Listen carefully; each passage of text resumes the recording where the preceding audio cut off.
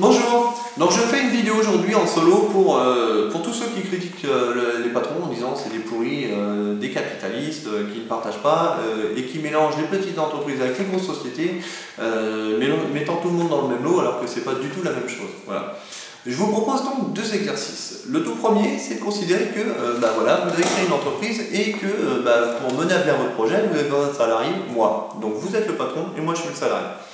Donc on travaille pendant un mois et puis à la fin du mois, vous dites bon, par curiosité, je vais me faire un tableau à 3 colonnes dans lequel je vais mettre patron, donc vous, salarié, moi, et une troisième qu'on va appeler état. Donc, alors je ne compte pas tout ce qui est achat de fourniture et tout le reste, c'est déjà déduit dans mon calcul.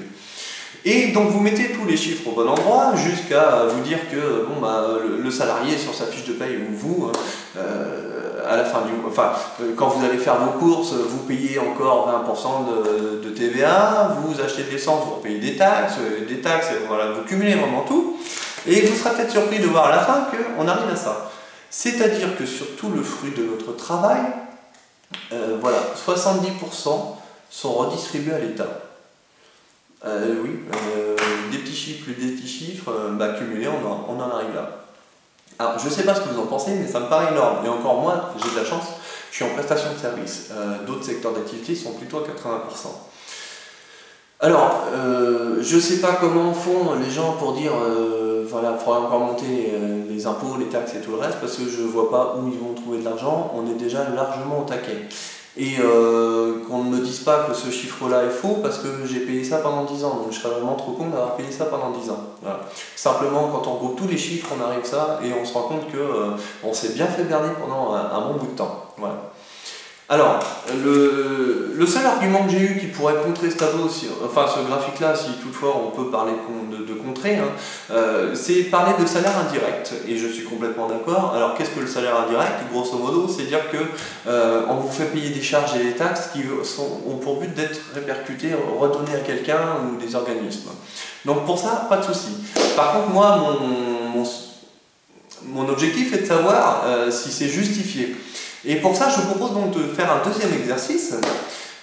Vous allez partir du principe que nous sommes tous payés pareil. À la fin du mois, vous recevez votre paye ou ce que vous avez versé, ça c'est juste un problème de terme, et vous dites écoutez, sur ma fiche de paye, je veux bien partager, donc c'est-à-dire que je sais qu'il y a tant de chômeurs, je ne vais pas les payer à 100% parce qu'ils sont au chômage, mais on va les aider, on va mettre tant de pourcentage, donc vous dites ok, sur ma fiche de paye complète, je vais prendre donc tant de pourcents, j'attribue aux chômeurs. Vous savez qu'il y a tant de retraités, donc vous calculez en pourcentage par rapport à la population active le nombre de retraités, donc vous prenez ce pourcentage-là, vous le déduisez encore de votre fiche de paye. Et puis vous continuez comme ça en cumulant la gendarmerie, l'armée, tout ce qui est fonctionnaire utile pour le maintien du pays, et que ce soit les papiers et autres, enfin voilà, tout ce qui vous paraît vraiment justifié, comme les incites. Voilà, et écoutez, moi j'ai fait ça, j'ai même rajouté un organisme qui prendra en compte les Restos du Cœur, les SDF, parce que j'estime que c'est au gouvernement de prendre ça en charge et non pas aux gens de se démerder. Et écoutez, moi j'arrive à ça, c'est-à-dire 30%. Alors, ce qui m'intrigue le plus, c'est que ça fait 40% d'écart. Alors, je ne dis pas que mes chiffres sont complets, parce que c'est juste une étude pour l'instant. Donc, mes chiffres ne sont pas parfaits, mais de là à me planter à 40%, ça me paraît énorme. Conclusion, en fait, si vous voulez, c'est quand une personne vous parle de baisser les charges, ça n'est pas forcément pour détruire des emplois publics ou toucher aux protections sociales, c'est pas ça le but. Moi, mon interrogation, c'est que j'ai 40%, 30 à 40% que j'arrive pas à justifier. Enfin, j'ai bien ma petite idée, mais en fait, je laisserai le gouvernement expliquer ces chiffres-là, parce qu'à mon avis, il y a déjà largement de quoi faire pour pouvoir baisser les charges massivement. Et ayant marché 300 km avec Julie Husson pour avoir le rendez-vous avec François Hollande, je peux vous dire que la plupart des gens, quand vous expliquez ça, sont complètement d'accord. Il y a 97% des gens qui seraient d'accord. Donc s'il y a un parti politique qui prend cet argument-là en place, je pense qu'il fera largement l'affaire. Et voilà, donc je laisse le gouvernement se dépatouiller avec ça. Moi j'ai déjà mes petites idées.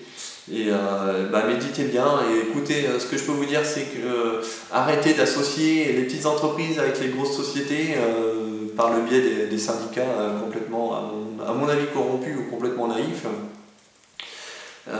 Et commencer à voir clair de savoir qui est responsable de la crise, comment on pourrait faire, parce que là il y a peut-être une chose à faire et curieusement le gouvernement n'en parle pas, que ce soit gauche ou droite, vous allez voir que au final chacune des mesures arrive toujours dans les poches à mon avis des multinationales ou des banques. Voilà.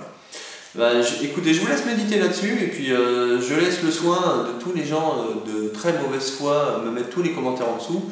Je les engage même à le faire parce que ça m'aidera peut-être à compléter un petit peu mon dossier, voir ce que j'aurais pu oublier ou pas, parce que je compte vraiment faire ce graphique-là en toute bonne foi et en étant à côté largement socialiste. Voilà. Et demain, je vous parlerai du RSI si possible. Dans lequel c'est un joyeux foutoir et qui pourrait expliquer également une partie des 40% qui à mon avis ne sont pas du tout justifiés. Voilà. Allez, ciao!